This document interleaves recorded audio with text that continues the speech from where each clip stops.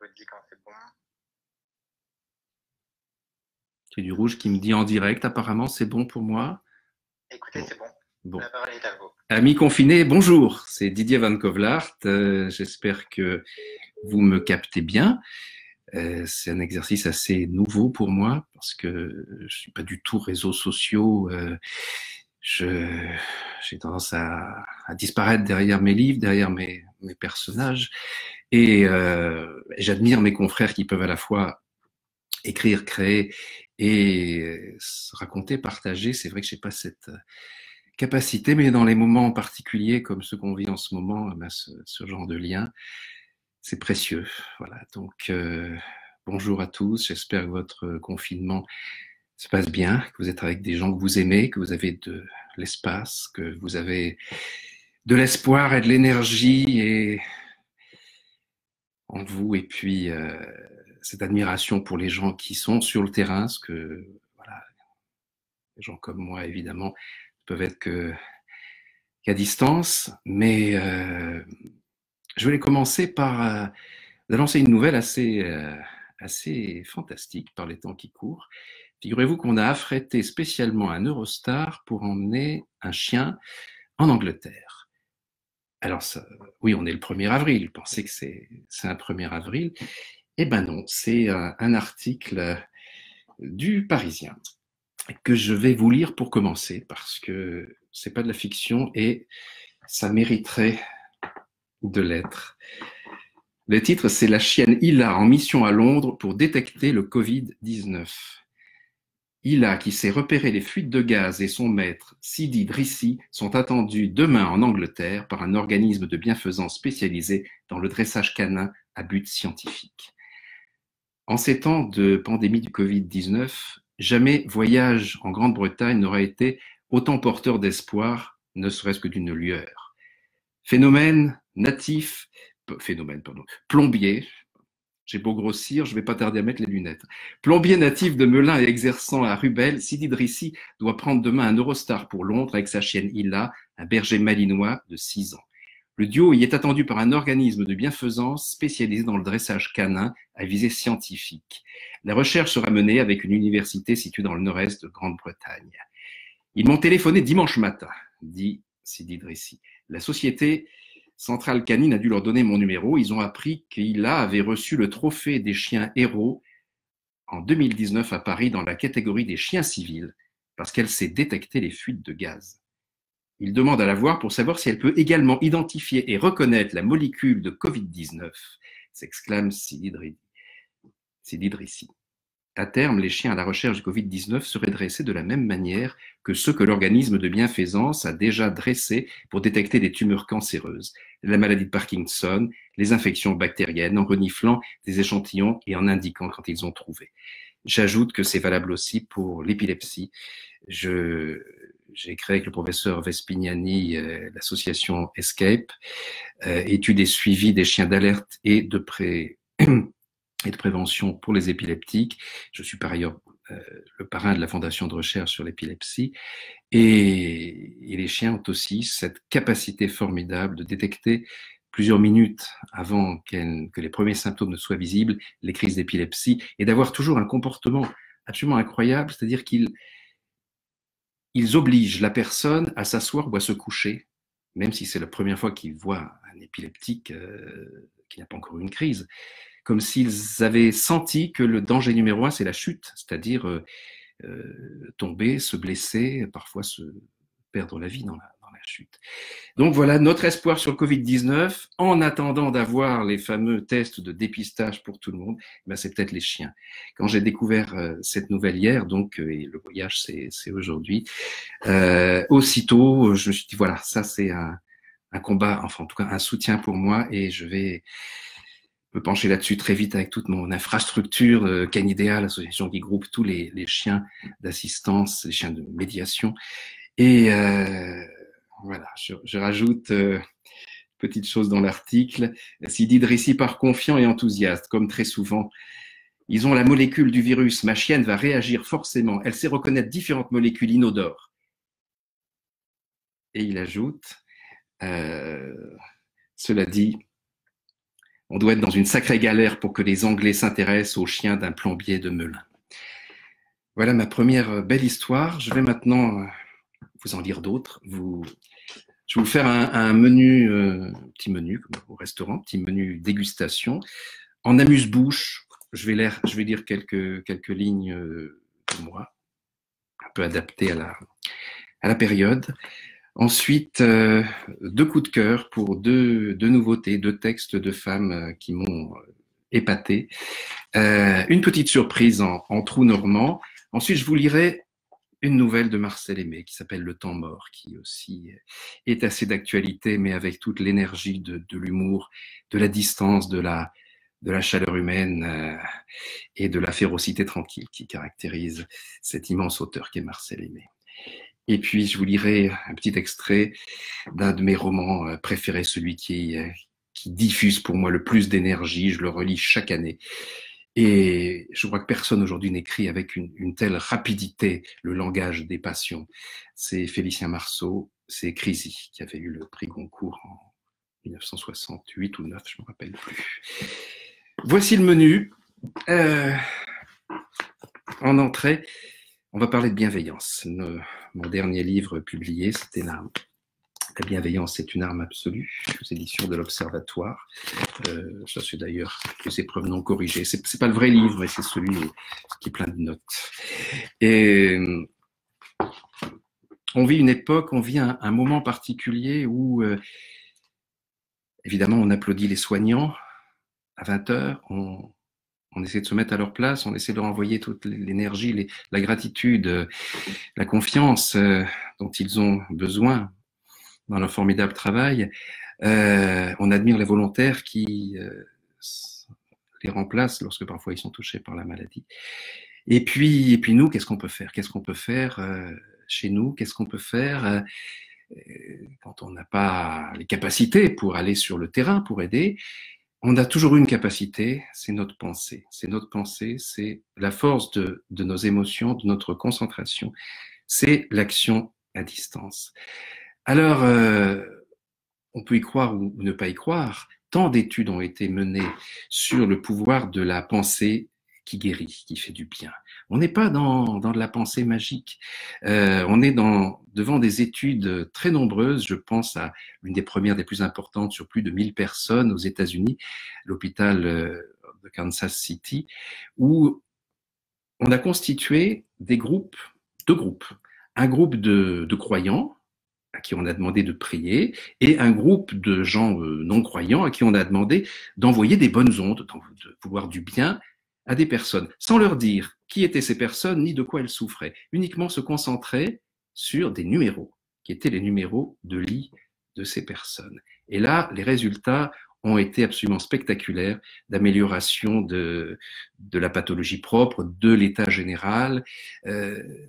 Voilà, dans le doute, je pense qu'on a le devoir de se concentrer, d'envoyer comme ça dans l'univers, en direction des personnes qui souffrent, notre envie qu'elles aillent mieux.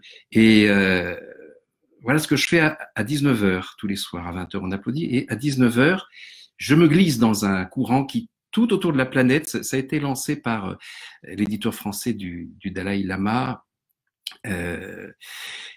dont le nom m'échappe, je suis malin. Florent Massot, pardon. Et voilà, c'est tout autour de la planète. À 19h, il y a des gens qui se concentrent par le souffle, surtout pour les gens en détresse respiratoire. Et je vais vous lire au début, Dans la bienveillance est une arme absolue, où je raconte une de ces expériences complètement officielles et complètement contrôlées sur le pouvoir de la pensée, sur les événements. Le chapitre s'appelle « Le jour où la bienveillance arrêta une guerre ». Et je mets les lunettes. À la fin des années 1980, en pleine guerre entre Israël et le Liban, les universitaires américains lancèrent, sous le nom de Projet international pour la paix au Moyen-Orient, une expérience tout à fait inédite, avec l'accord de l'Organisation des Nations Unies. Il s'agissait d'envoyer sur les lieux ravagés par le conflit un commando de rêveurs d'élite, entraînés à la bienveillance offensive, avec pour mission de se réjouir en éprouvant un sentiment de paix comme si la guerre était déjà finie. Même procédé que celui employé, on l'a vu au chapitre précédent, par les guérisseurs chinois pour éliminer une tumeur en anticipant sa disparition, ou du moins en se projetant mentalement dans un espace-temps où elle n'existait plus. Aussi incroyable que cela paraisse, sur tous les lieux de combat traversés par cet escadron de casques roses, comme les surnommait le philosophe Jean-François Revel, la paix dont il se félicitait devenait une réalité.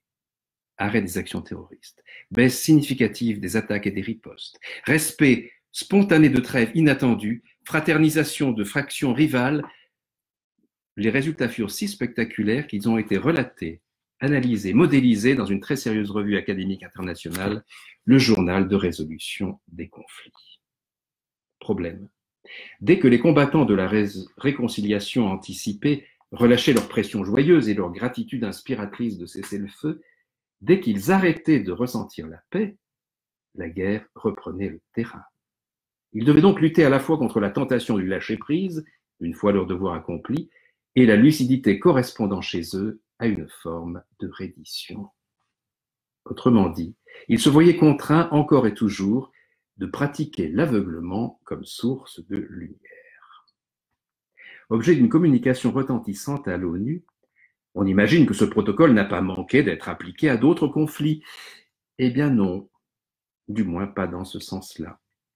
Ce qui a été expérimenté, au vu de plusieurs rapports secret défense déclassifiés ces derniers temps, c'est l'art et la manière de déclencher des émeutes et des guerres par le même processus mental, ce qui, on en conviendra, ne relève pas du tour de force. À la manière des chauffeurs de salle qui excitent le public, une émission avant son enregistrement, des commandos psychiques ont été chargés de faire monter la tension au moment voulu dans telle ou telle partie du globe, afin d'alimenter les usines d'armement et d'assurer le show en continu des chaînes d'information. Dans un monde où la diplomatie internationale, réduite à des tweets d'injures et d'autopromotion, confond le dialogue avec la démonstration de force, le but des superpuissances est évidemment de se fabriquer toujours de nouveaux ennemis pour entretenir le suspense, les peurs et l'idéal nationaliste, ce qui permet par surcroît de museler les contestations intérieures au nom du patriotisme. Seule poche de résistance à cette logique de guerre économique, le réseau des 7747. Il s'agit d'un groupe d'influence issu du combat pacificateur de nos casques roses des années 80. En effet, sur la base des résultats obtenus par ce bataillon de rêveurs de paix, on élabora une théorie. Des psychologues et des statisticiens de l'université de Princeton réussirent à définir le nombre de personnes nécessaires pour stopper mentalement une guerre. D'après leur étude, il suffit que la racine carrée de 1% de la population concernée ressente la paix, alors celle-ci deviendra réalité. Sur 1 million d'habitants, il faut donc que 100 personnes projettent le bonheur de l'armistice pour qu'elle finisse par être signée. À l'échelon de la planète, d'après le calcul effectué par Greg Braden en 2007, nous aurions besoin en conséquence de 7747 permanents afin d'assurer la paix mondiale. Je connais l'un d'eux. Il est impossible de lui téléphoner entre 19h et 19h30.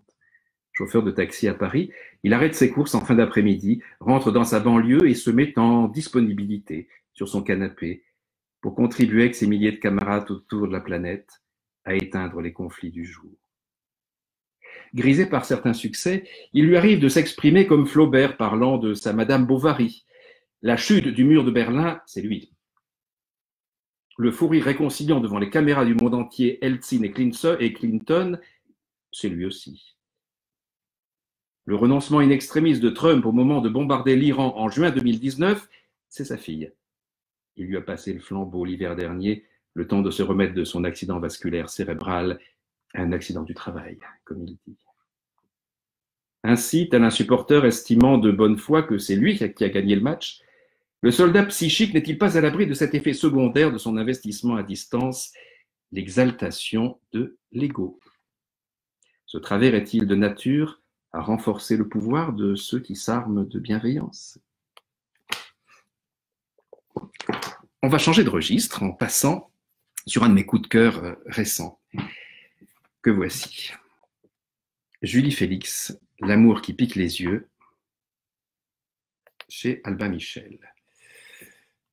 L'auteur, c'est la jeune fille ici, et le personnage principal, c'est son frère.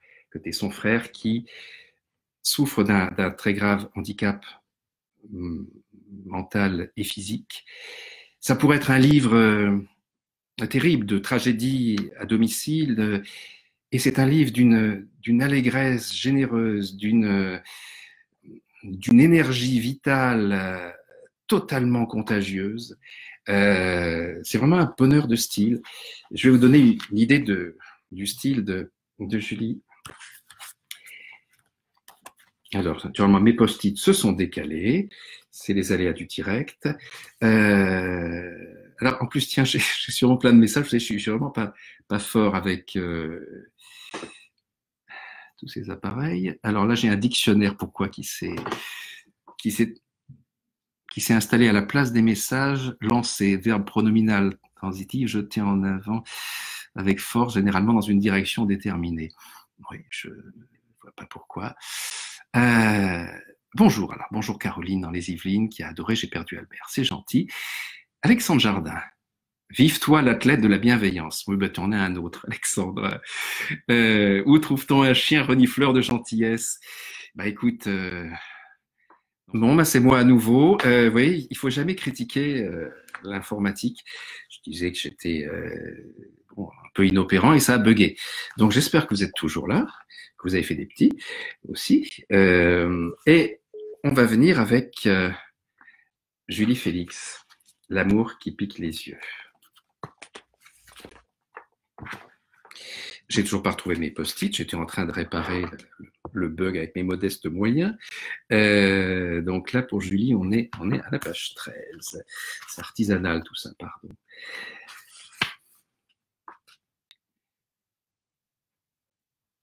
J'en ai marre de ne jamais craquer, de vouloir toujours soulager, de vivre pour deux.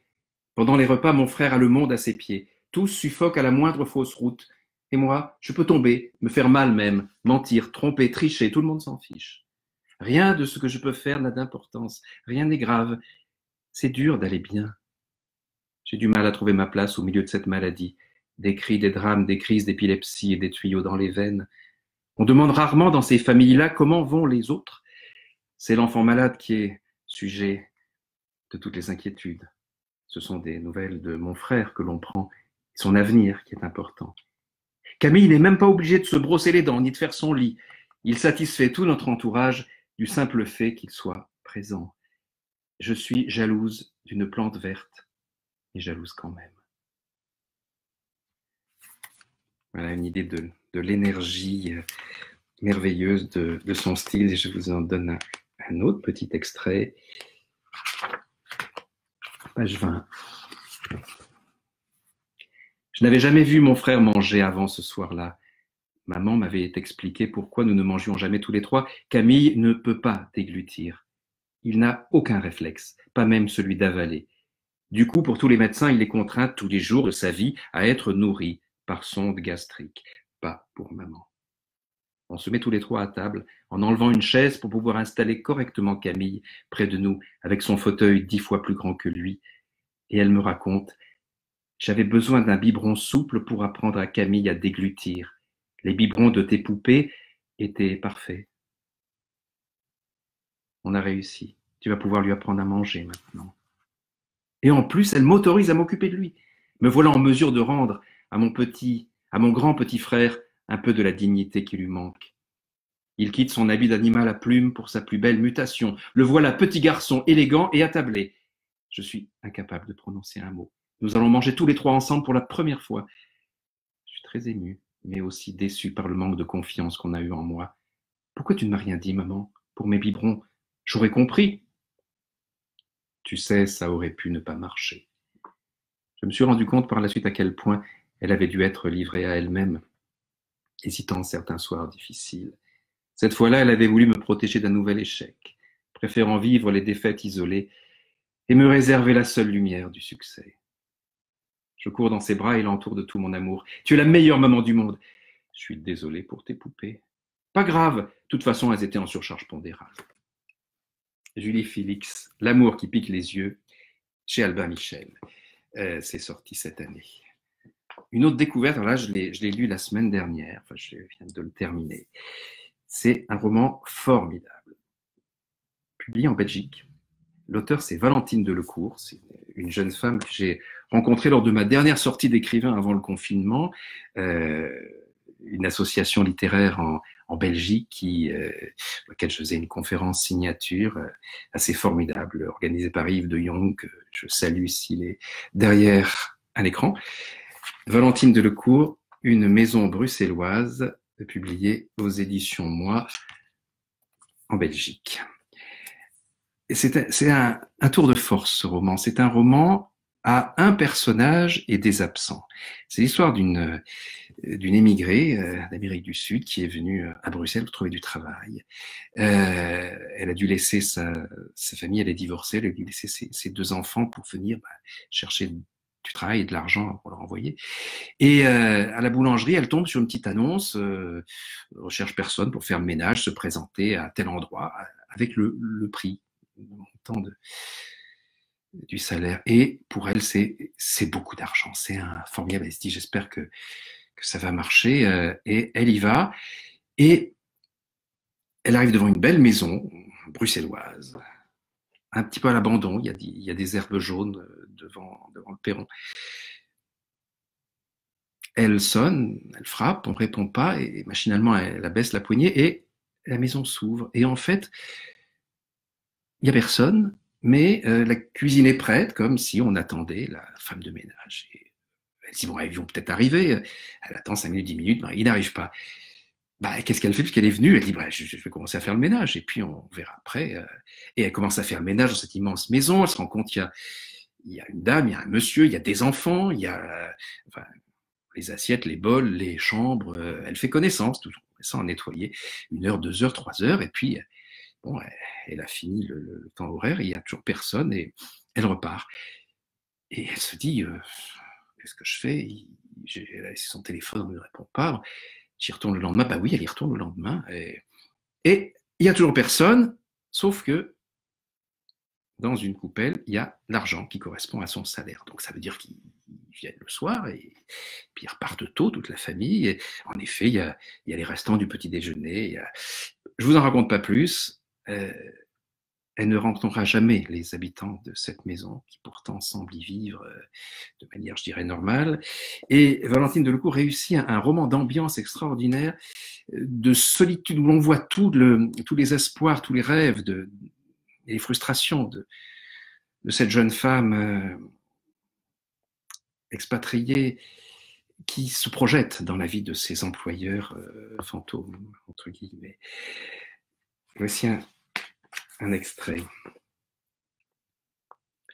Maria Fernanda hésitait à pénétrer dans la maison. Elle appréhendait la journée qui commençait. Elle ne pouvait cesser de penser à la sculpture brisée. Pour la première fois, elle se réjouit que les patrons soient absents.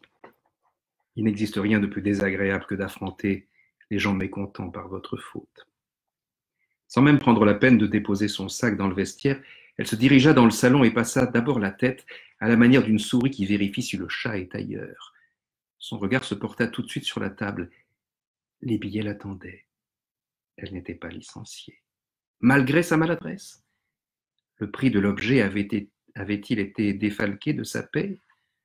Elle attrapa les coupures colorées et compta les billets. Ils étaient au complet, comme d'habitude. Il n'en manquait pas un seul. Les débris, eux, avaient disparu. Dans la poubelle, sans doute.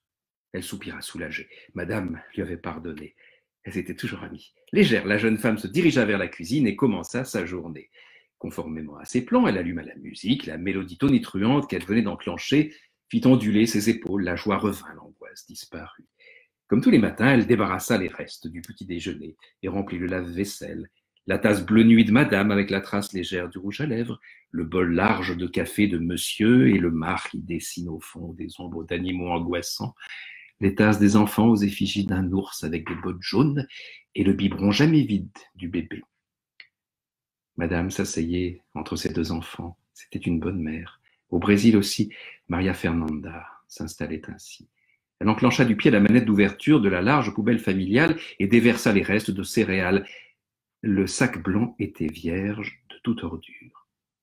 Maria Fernanda l'avait renouvelé la veille, et la poubelle se trouvait aussi vide qu'hier quand elle avait quitté la maison. Où avaient disparu les débris de la statuette qu'elle avait cassée? Elle abandonna le rangement de la cuisine et courut vers le salon. Dans le panier à papier au pied de la bibliothèque remplie de bandes dessinées, elle distingua quelque chose. Sans réfléchir, elle renversa sur le tapis des mouchoirs, une feuille de papier, un crayon cassé, c'était tout. Aucune trace de plâtre coloré. Perplexe, la jeune femme leva les yeux.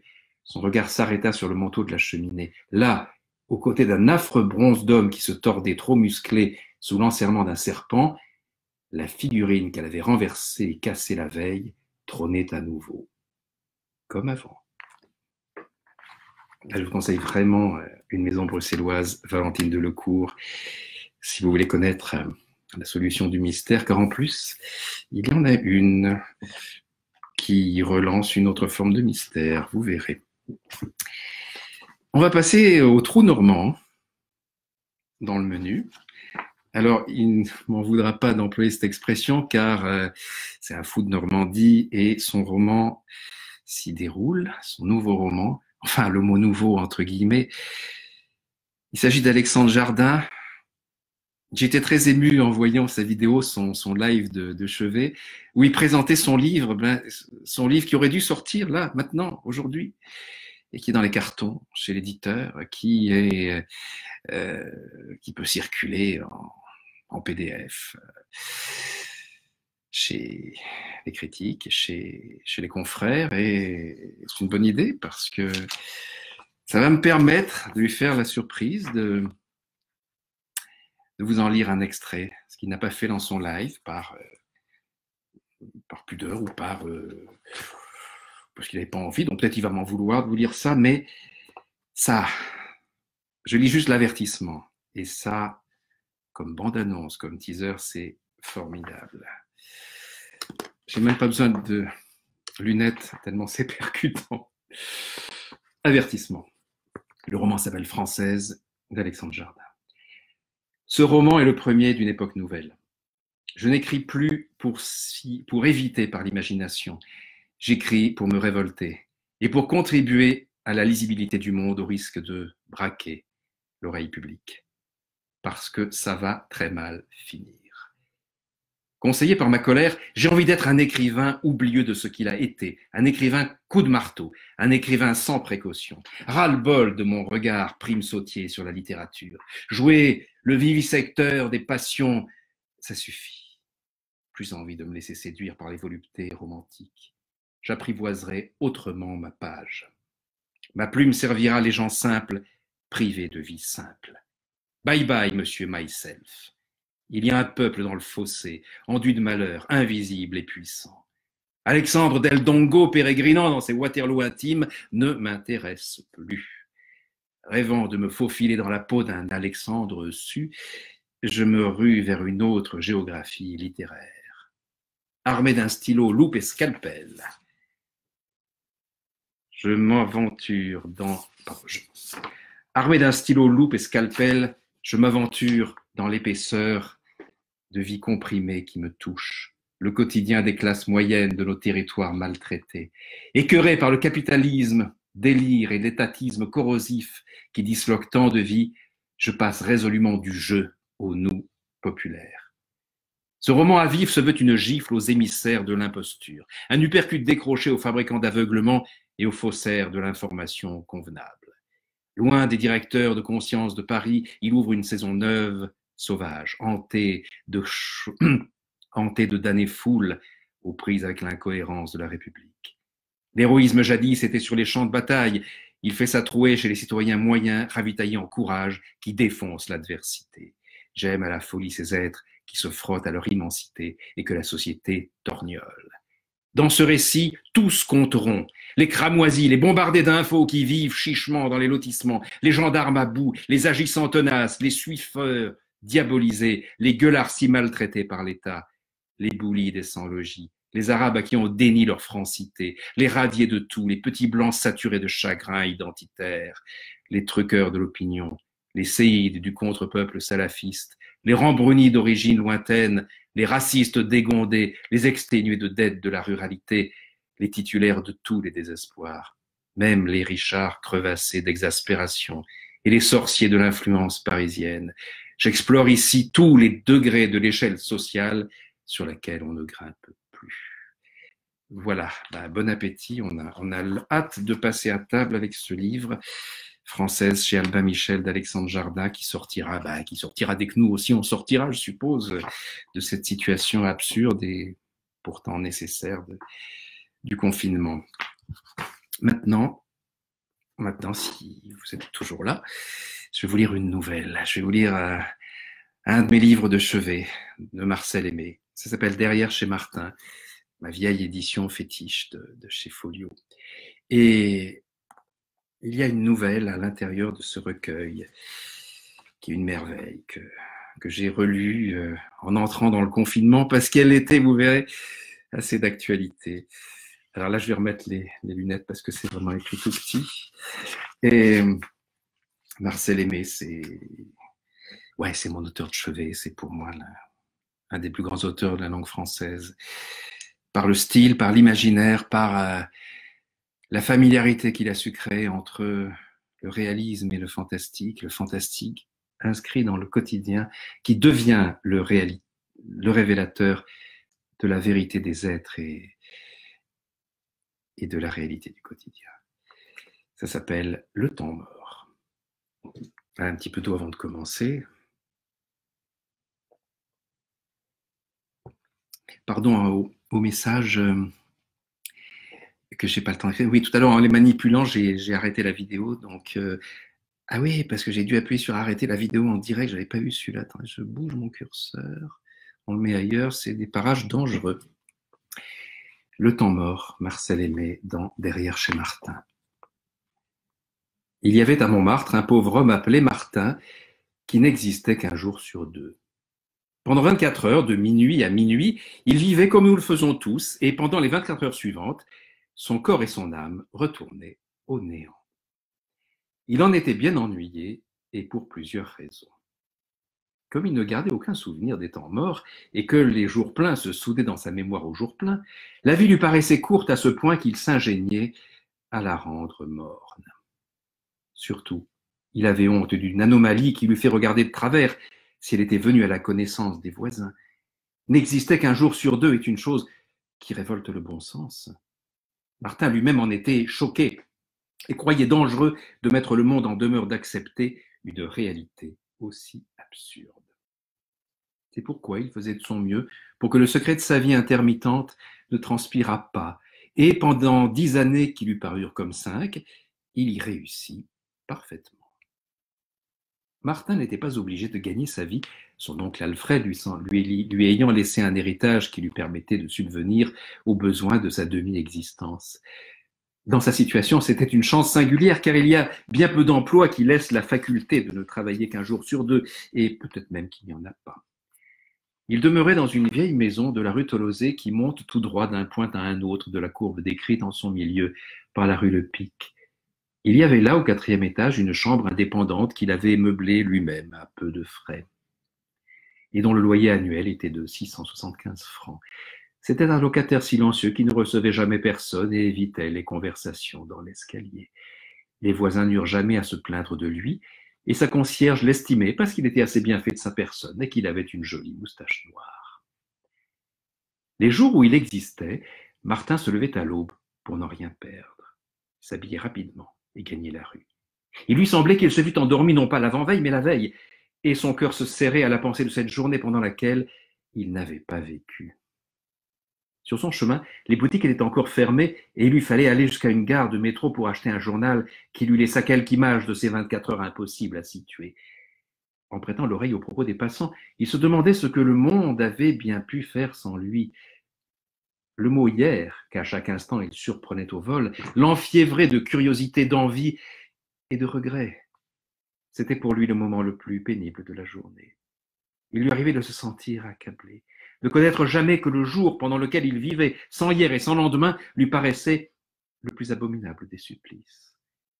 Ayant acheté son journal, Il s'en allait le lire au fond d'un café où il prenait son petit déjeuner.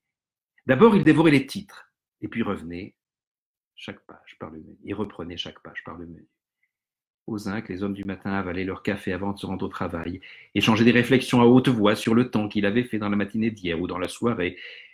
Tout en demeurant attentif à leurs propos, Martin essayait d'écarteler ses derniers souvenirs de l'avant-veille pour faire une place aux événements que rapportait son journal.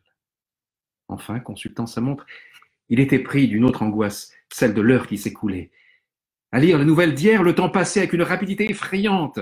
Martin se hâtait de payer son café et s'en allait sur des chemins qu'il avait choisis. Il évitait le centre de Paris où la variété du spectacle ne lui permettait même pas d'épier la fuite des minutes. L'une de ses promenades favorites était le nord du quartier de la Chapelle.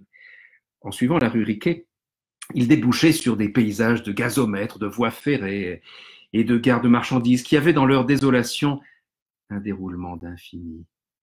Dans ses meilleurs jours, il lui semblait que le temps se consuma plus longtemps. Il lui semblait que le temps se consommât plus lentement sur ces plaines de fer que partout ailleurs.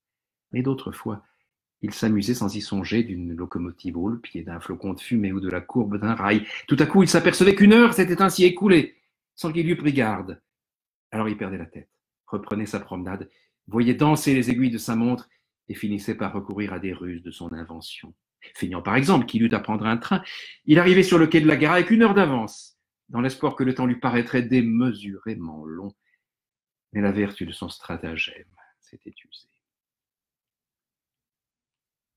Les seuls moments d'optimisme que connut Martin étaient à l'heure de midi. Après avoir acheté quelques provisions sur le marché de la rue de Flic, il montait dans sa chambre, préparait son repas sur une lampe à alcool. Sa promenade du matin le mettait en appétit, et c'est en mangeant son beefsteak ou une portion d'endive qu'il trouvait quelque consolation à sa mélancolie. Un jour sur deux, pensait-il, c'est peut-être pas grand-chose, mais c'est quand même mieux que de ne pas exister du tout. C'est mieux que d'être mort, ou de n'être pas né. Quand on pense à tous ceux qui auraient pu naître et que l'occasion n'a pas favorisé, à tous ceux qui n'ont même pas eu un jour pour goûter à la vie, ni la moitié d'un, ni le quart, on ne peut pas se plaindre. Mais la sagesse et les bonnes raisons ne le consolaient pas longtemps. Quand le contentement de son estomac ne les soutenait plus, elle devenait à peu près comme rien, et les après-midi n'étaient pas moins cruels que les matinées. Le soir, après une longue promenade dans les rues solitaires, il rentrait chez lui à 11 heures, se couchait et s'endormait presque aussitôt.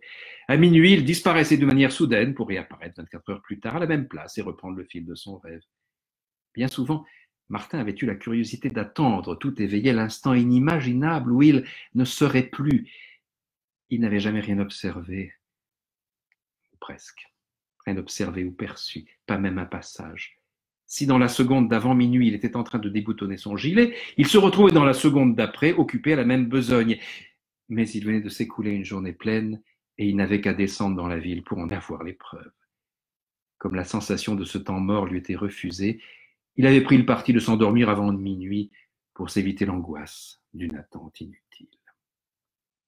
Un jour de septembre, Martin devint amoureux. Et c'était justement l'une des choses qu'il redoutait le plus. D'habitude, quand il apercevait une jolie femme, il prenait la précaution de baisser les yeux. Mais ce matin-là, comme il se trouvait dans une boucherie de la rue Le Pic, il entendit une voix d'or prononcer derrière lui une petite tranche entre 25 et 25 sous. Et déjà, il était amoureux. En tournant la tête, il vit une jeune femme aux yeux tendres qui avait tout ce qu'il faut pour occuper la pensée d'un pauvre homme qui n'existe qu'un jour sur deux. Elle fut émue de son regard fervent, de l'entrecôte de célibataire qu'il tenait à la main, et voulut bien lui laisser voir qu'elle rougissait. Tous les 2 jours, il la rencontrait sur le marché de la rue Le Pic et ils échangeaient de tendres regards.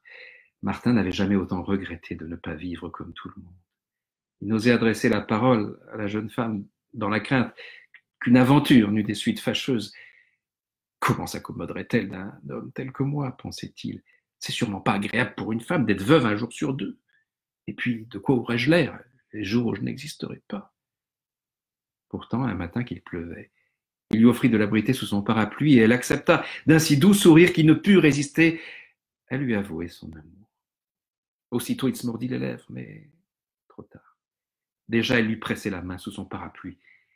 Moi aussi, dit-elle, je vous aime depuis le jour de l'entrecôte. Je m'appelle Henriette, j'habite rue Durantin. Moi, dit Martin, je m'appelle Martin et j'habite rue Tolosé. Je suis bien content. Sur le point de la quitter dans la rue du Rantin, il pensa ne pouvoir moins faire que de lui demander un rendez-vous. Si vous voulez, dit Henriette, je suis libre demain toute la journée. Impossible, répondit Martin en rougissant. Demain, je ne suis pas là. Mais après-demain? Tous deux furent exacts au rendez-vous qui avait été fixé dans un café du boulevard de Clichy. Quand ils eurent échangé tout l'ineffable, Martin, qui avait beaucoup réfléchi à la situation, poussa un grand soupir et déclara « Henriette, j'ai un aveu à vous faire. Je n'existe qu'un jour sur deux. »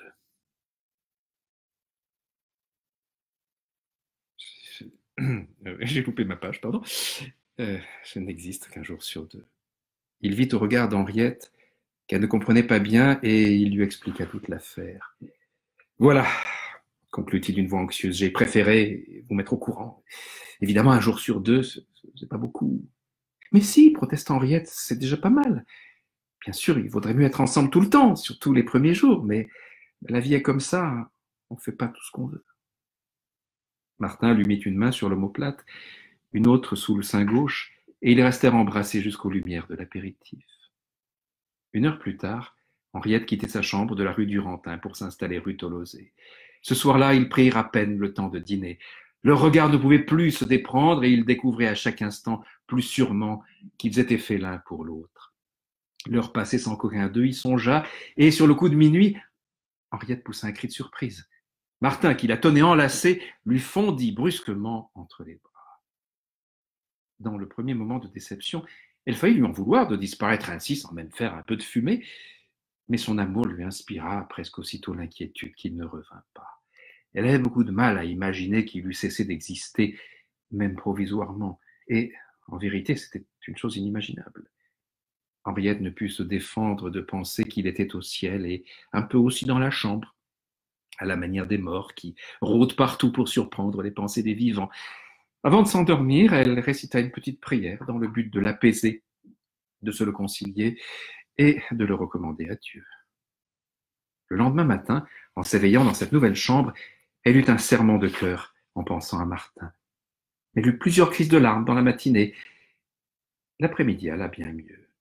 Martin n'avait plus que quelques heures à s'absenter dans cet inconcevable néant, et peu à peu la promesse de son retour délivrait Henriette de toutes ses inquiétudes. À minuit, Martin reprenait corps dans le lit qu'il avait quitté la veille. Rien ne l'avertit d'abord que 24 heures s'étaient écoulées pendant lesquelles Henriette était restée seule. Il la serra dans ses bras en croyant poursuivre les jeux de leur première nuit.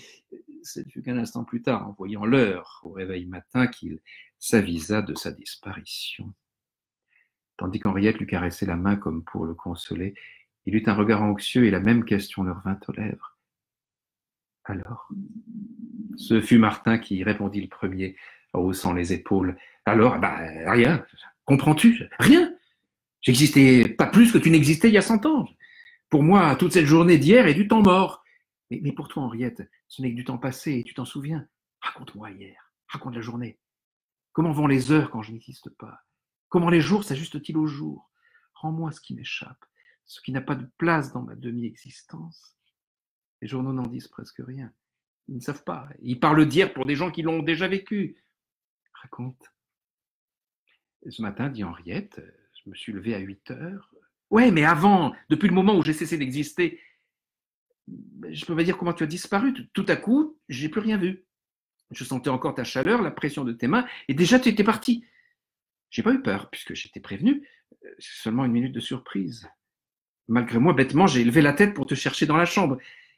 Il y avait une mouche bleue qui volait autour de la lampe. Ne me gronde pas, mais j'ai failli me demander si c'était pas toi. Oh non, sûrement pas, dit Martin. Cette mouche bleue, je me rappelle l'avoir vue moi aussi, quelques minutes avant minuit. Ah, si j'étais mouche bleue, les jours où je disparais, je m'estimerais heureux. Henriette se fut très vite habituée aux absences de Martin. Elle se voyait dans la situation d'une femme dont le mari est occupé au dehors, un jour sur deux. Au fond, Martin n'était pas trop à plaindre. Quand il n'existait pas, elle pouvait être sûre qu'il ne souffrait de rien. Tout compte fait, cela valait peut-être mieux que s'il avait été réellement occupé à des besognes fastidieuses ou éreintantes. D'ailleurs, Martin se sentait plus heureux depuis qu'il était en ménage. Il était moins obsédé par le désir de ressaisir le temps mort. À force d'entendre Henriette lui donner par le menu l'emploi de ses journées de veuvage, il finissait par se convaincre que tous les jours de la vie sont à peu près pareils et ne se différencient guère que par ce que chacun y apporte. Le temps lui paraissait couler plus rapidement que jamais, et il ne songeait jamais à s'en effrayer. L'amour et la présence d'Henriette avaient transformé sa vie. Il l'aimait tendrement et ne voulait pas que leur joie fût troublée par des regrets et des calculs inutiles. En un mois, disait-il, tu as 30 jours de bonheur et moi j'en ai 15, mais nous arrivons au bout du mois ensemble, c'est l'essentiel. Mais non, protestait Henriette, je n'ai pas 30 jours de bonheur. Quand tu n'es pas là, je m'ennuie, j'ai même du chagrin. Ce qu'elle en disait était un peu pour lui faire plaisir. La vérité est qu'elle supportait facilement les jours de solitude. Elle reprenait haleine, goûtait les plaisirs du recueillement et de la fidélité. Son amour avait un parfum de sagesse et d'amitié qui tendait à modérer la ferveur de Martha. Après 2 ans d'union, il en résulta un désaccord qui resta longtemps secret, au moins pour lui, car Henriette avait assez de loisirs pour méditer sur l'étrangeté de leur situation. Elle n'éprouvait aucun remords et s'efforçait simplement à sauver les apparences. Ce n'était pas sa faute si le temps n'avait pas marché pour lui et pour elle à la même cadence. Son amour, qui durait depuis 2 années pleines, n'avait ni la fraîcheur ni l'élan que gardait celui de Martin, âgé d'1 année seulement. Par ailleurs, les jours de veuvage favorisaient des réflexions, des jugements, des examens de conscience, bien faits pour tempérer une passion. Martin avait parfois le sentiment fugitif de ce décalage, mais le temps lui manquait pour l'approfondir. Une nuit qu'il revenait à l'existence, il se trouva couché dans l'obscurité et acheva une phrase qu'il avait commencée la veille à l'instant de disparaître. Comme Henriette semblait tarder à répondre, il avança la main à tâtons et découvrit qu'il était seul au lit. Il fit la lumière d'une main tremblante. Le réveil matin marquait minuit et Henriette n'était pas dans la chambre. Il sentit tout à coup la profondeur de ce temps mort qu'il ne contrôlait pas et tout ce qu'il pouvait contenir d'événements. Un au-delà proche et inaccessible.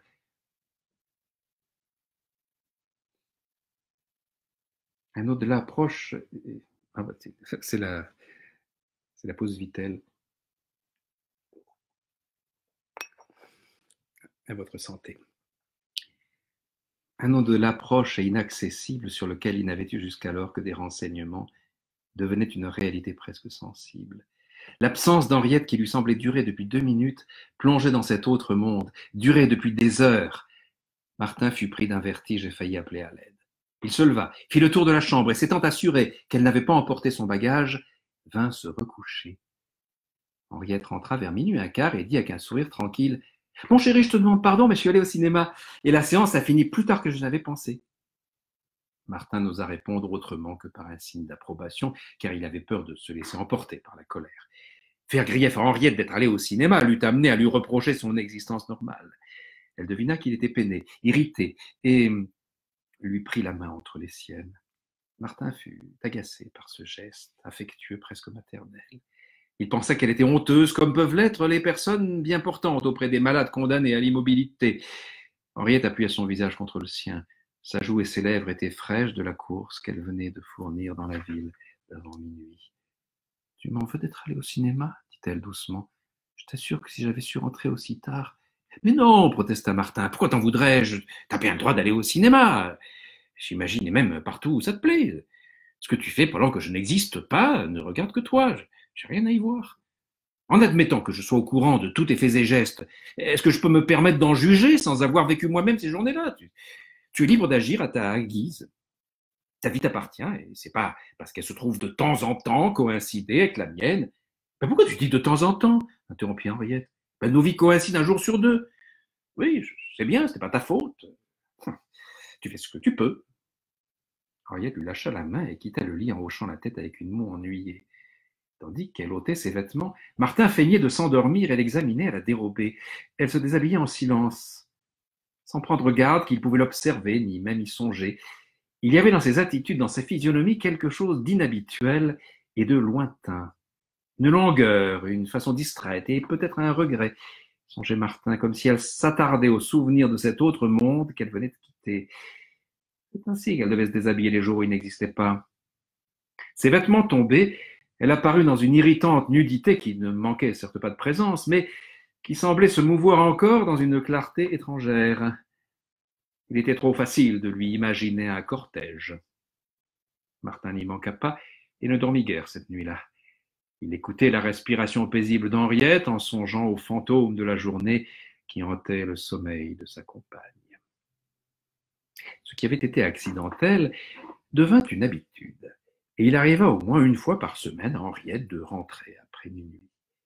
Ces retards exaspéraient Martin, mais ne lui fournissaient que de maigres prétextes à se mettre en colère. « Il faut bien qu'une femme y aille un peu au cinéma, » disait Henriette.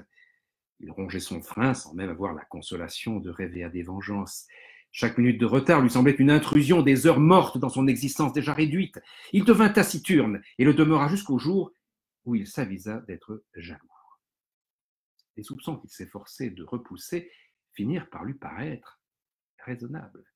Un homme qui n'existe qu'un jour sur deux, disait-il, est un cocu prédestiné, et il faudrait à sa femme, pour lui rester fidèle, une vertu si sombre qu'on oserait à peine s'en féliciter. Cela n'empêchait pas Martin d'accabler la sienne de questions qui étaient autant de reproches. « Allons, allons, protestait Henriette, voilà que tu te fais des idées. » Sa sérénité mettait Martin hors de lui. Il grinçait des dents, ricanait, sanglotait, l'étreignait passionnément et recommençait à lui poser les mêmes questions. Henriette trouvait qu'il était devenu bien insupportable, mais elle patientait en se disant qu'elle avait la paix au moins un jour sur deux et que son sort était encore enviable. Sa résolution de rester fidèle fut un peu ébranlée quand Martin lui démontra qu'à moins d'être stupide, il était impossible qu'elle n'eût pas d'amant. Un jour qui n'existait pas, elle fit la rencontre d'un accordéoniste blond et sensible qui s'appelait Dédé. Avant même qu'il eût parlé, elle était décidée à faire preuve d'esprit. « Tel que vous me voyez, lui dit Dédé, je cherche une affection. Pour ceux qui n'ont pas la chance de se faire des réflexions intimes, c'est bien simple, n'est-ce pas? Il n'y a qu'à se contenter d'assouvir son idéal esthétique. Mais l'artiste ne peut pas. En amour, l'artiste voit plus loin que l'acte.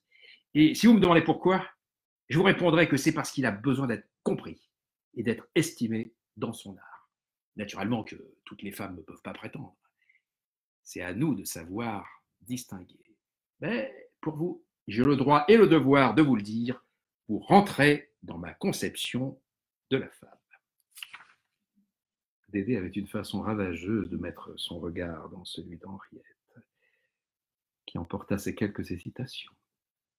Martin n'en fut ni plus ni moins jaloux, et tous les jours qu'il existait, la même scène se reproduisait 3 et 4 fois. « Je sais que tu as un amant, disait-il. Jure-moi que tu n'as pas d'amant. » « Bien sûr, mon chéri, répondait Henriette, je te le jure. » Un jour sur deux, Henriette retrouvait l'accordéoniste dans la chambre qu'il occupait rue Gabriel.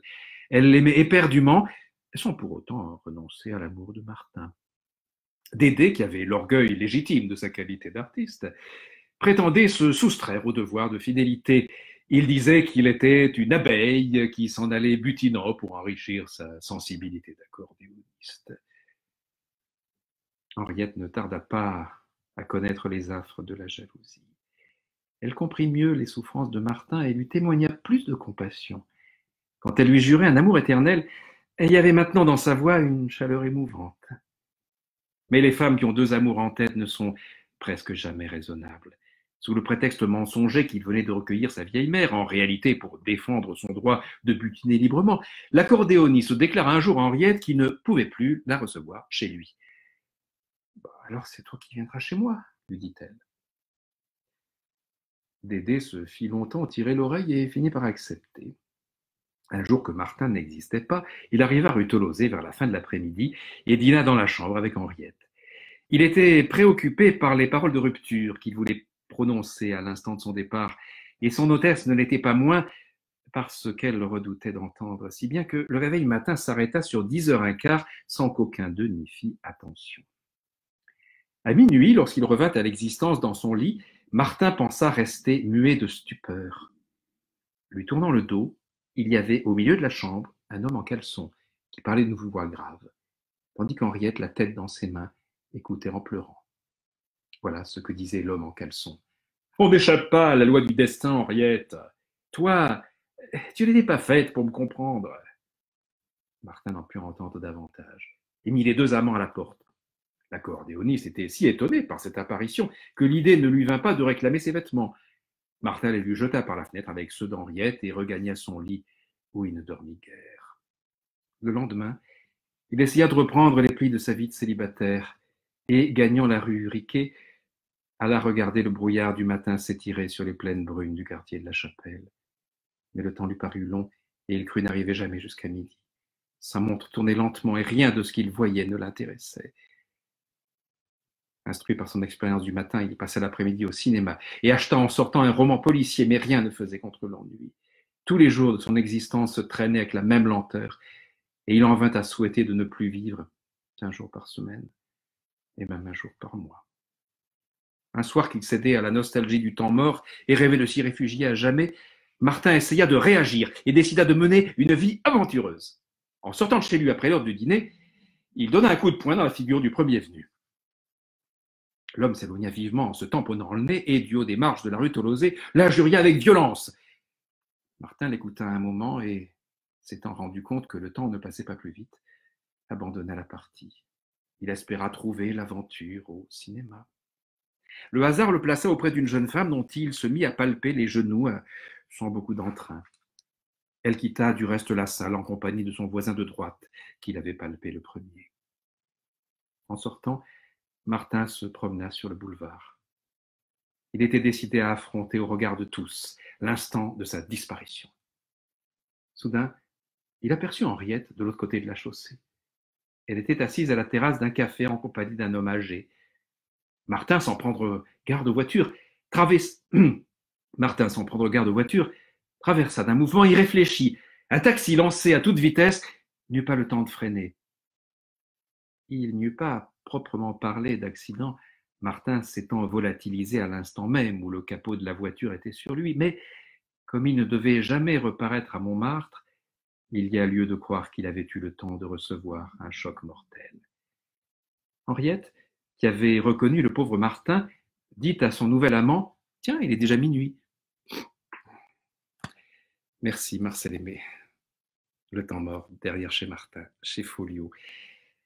Est-ce que vous êtes encore là? J'ai regardé les messages, il y en a peut-être qui me disent ça suffit, arrête, je ne sais pas quelle heure il est. 19h02, ça fait 1 heure. Eh bien, écoutez, un dernier petit extrait pour la route. Félicien Marceau, Crazy. Crazy, c'est un roman d'une passion entre types, on dirait un Macron de sous-préfecture. C'est un jeune ambitieux, arriviste, qui a fait un beau mariage avec une femme très dynamique, qu'il a formée aux responsabilités politiques, et il gravit les échelons de l'Assemblée nationale. Et c'est un arriviste forcené qui, tout à coup, va s'arrêter en tombant éperdument amoureux d'une fille impossible, qui est une fille qu'on voit sur toutes les affiches de Paris, qui est une mannequin connue, une fille qui paraît insaisissable et qui, en fait, qui ne ressemble pas du tout à cette perfection glacée dont elle donne l'apparence, qui est quelqu'un de ravagé de l'intérieur, qui cherche un sens à sa vie et qui va trouver dans la passion suicidaire que cet homme aura pour elle, une chaleur humaine qu'elle n'a jamais rencontrée. Et lui, il trouvera un vertige qui le mènera à ce qui peut ressembler à une perte sociale ou à une reconquête de soi. Et elle se brûlera les ailes au soleil de l'amour qui n'était pas fait pour elle ou à quoi rien ne l'avait préparé. François Nourricier, qu'on salue dans son salon de lecture ici, enfin là-bas, ailleurs, avait dit de ce roman une tragédie frénétique, extraordinairement nerveuse et haletante. C'est vrai que c'est un des livres à l'écriture la plus nerveuse que je connaisse. Je vais vous lire le début, la manière dont Félicien Marceau nous fait entrer dans ce livre.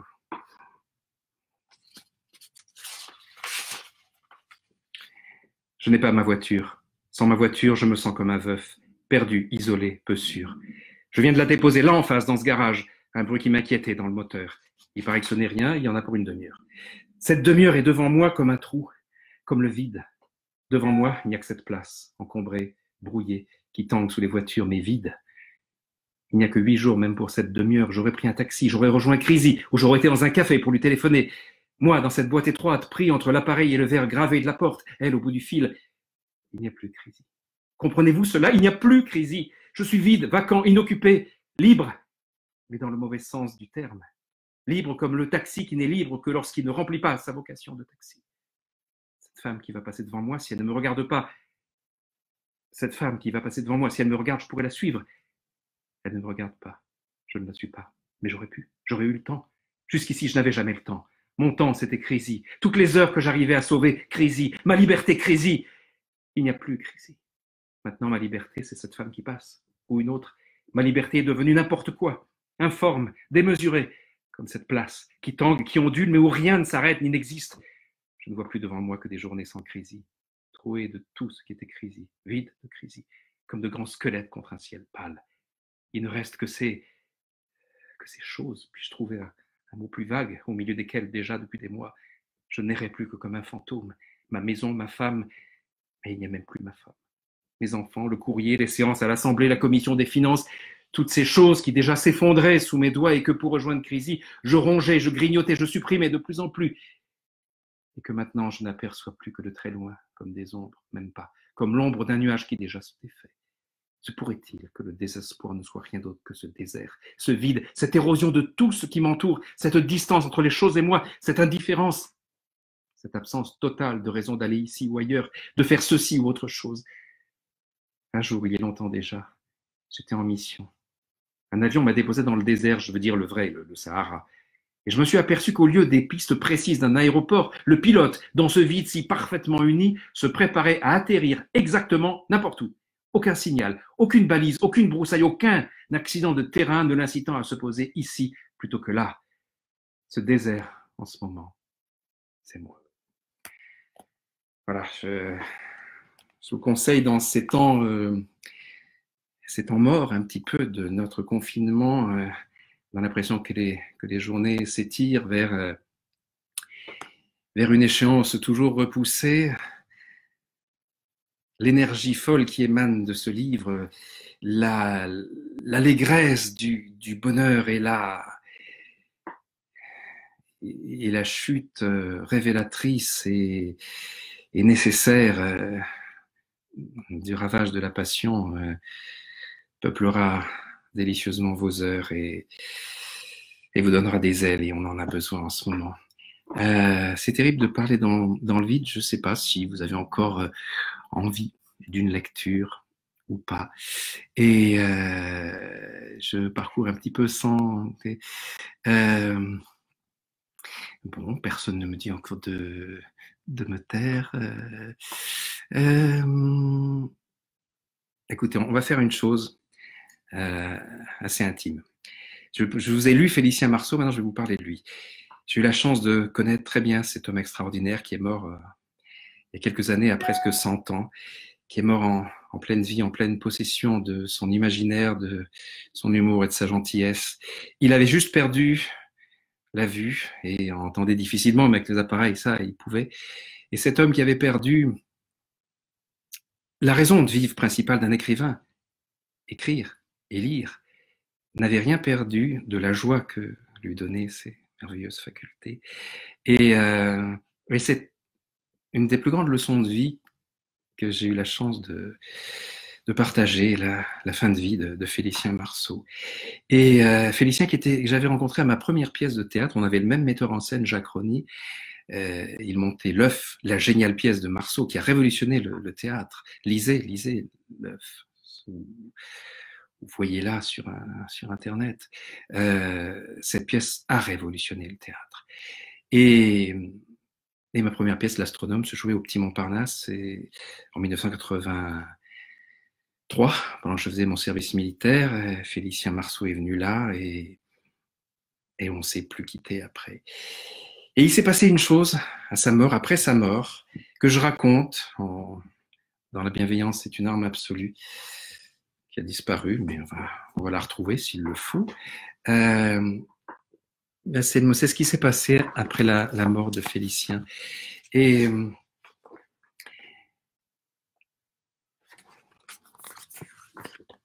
je vous le lis tel que je l'ai écrit dans le feu de l'émotion. J'aimerais laisser le mot de la fin à l'un des auteurs dont je me suis senti le plus proche, de par sa fantaisie inoxydable, sa liberté de ton, son sens de l'amitié vigilante, son absence de jugement, son amour des femmes et des situations décalées. Il est venu voir ma première pièce en 1983 et nous ne nous sommes plus quittés de loin en loin. Je veux parler de Félicien Marceau. Catalogué à droite, l'auteur du fascinant Crazy, roman de 1969, a inventé un truc, c'est les coupures de pub sans pub. Pardon, c'était encore un bug, là je vous promets, j'ai appuyé sur rien. Allez, je vous prends encore 5 minutes pour terminer l'extrait, si vous êtes encore là. Félicien Marceau, s'il avait pour meilleur ami Michel Déon, pouvait compter à l'autre bout de l'échiquier politique sur l'affection admirative d'une personne comme Guy Bedos, qui avait joué sa pièce L'œuf à la télévision. J'ai souvenir d'un dîner où l'intelligence, la malice et la sensibilité de leurs échanges bousculaient tant les clivages qu'on ne savait plus de quel côté se situait la gauche. La bienveillance cinglante était leur trait d'union.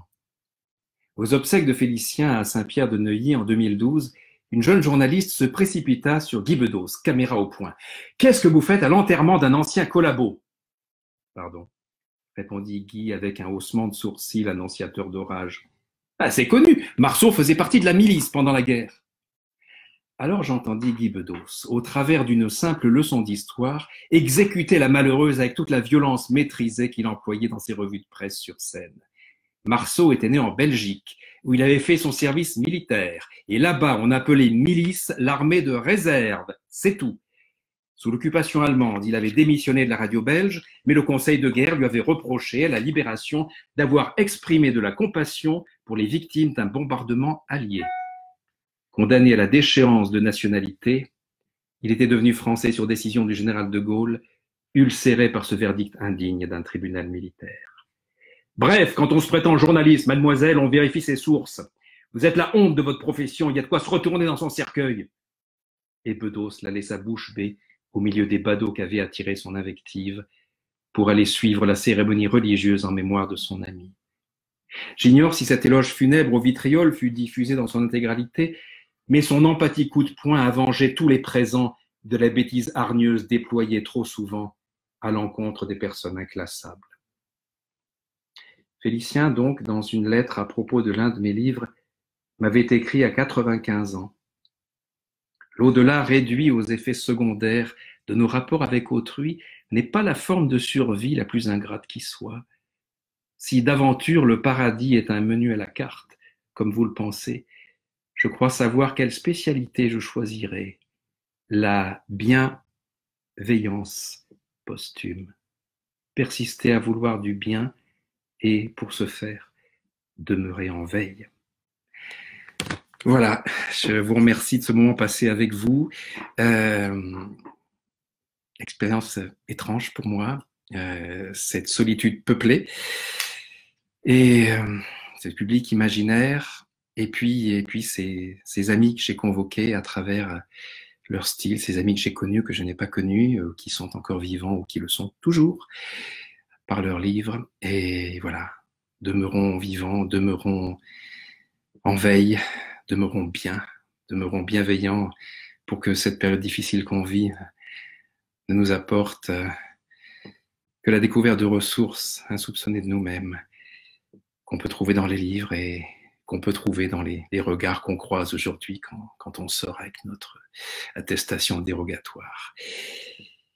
Je vous envoie mes amitiés, mes souhaits, et je vous dis à bientôt, pas dans la vraie vie, parce que ce qu'on vit aussi là, c'est la vraie vie, quand on est dans un livre, quand on parle à des gens qu'on aime, mais la vraie vie extérieure.